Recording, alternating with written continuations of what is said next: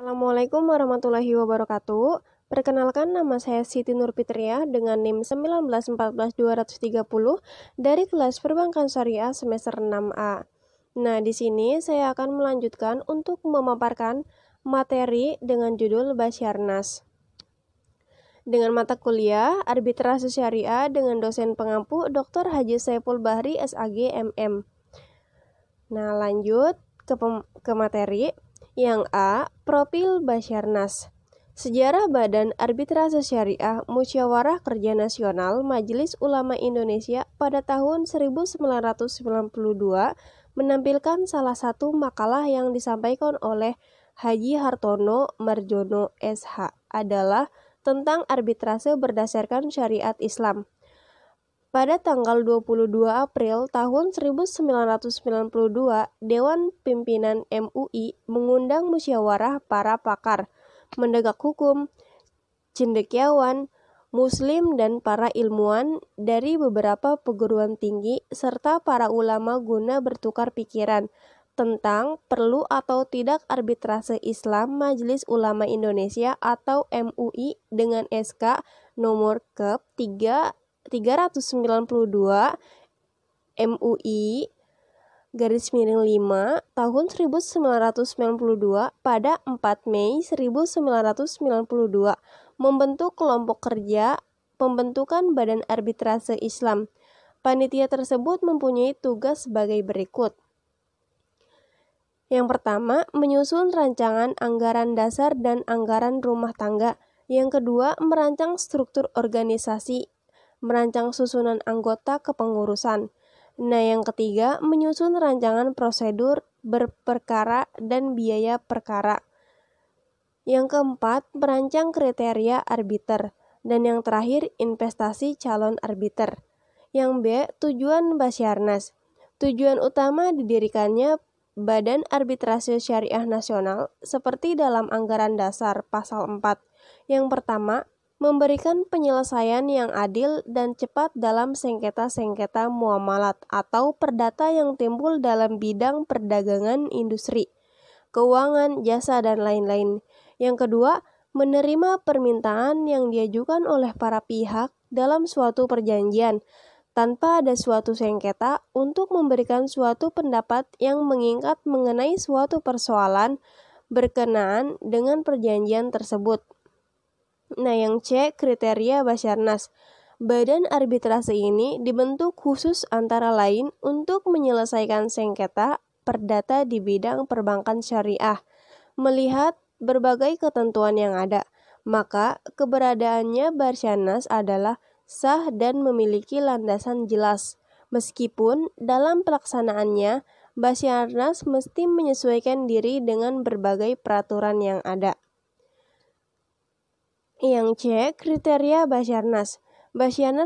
Basyarnas memiliki 3 kriteria dalam kerangka ini. Yang pertama, badan arbitrase ini dibentuk khusus antara lain untuk para arbiter. Seharusnya meletakkan kepentingan para pihak secara menyeluruh, seimbang, dan tidak merugikan para pihak, dan harus menegakkan keadilan yang di ujung tinggi selaras dengan kehendak syariat peraturan yang ada.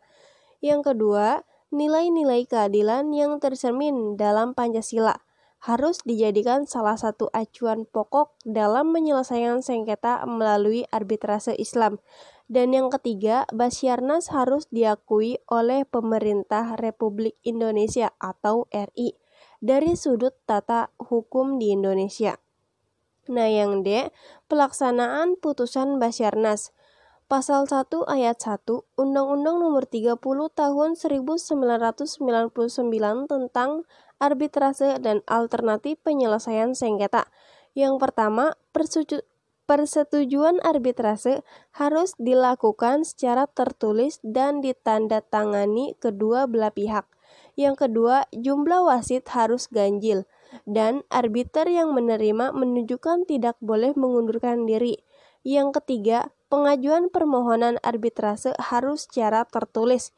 Yang keempat, putusan harus memuat alasan-alasan kecuali bila disepakati.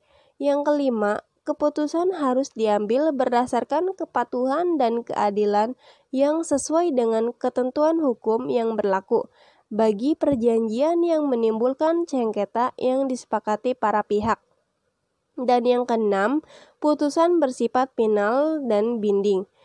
Dan yang terakhir, dalam hal putusan tidak ditaati secara sukarela, maka putusan diajukan menurut ketentuan dalam RV.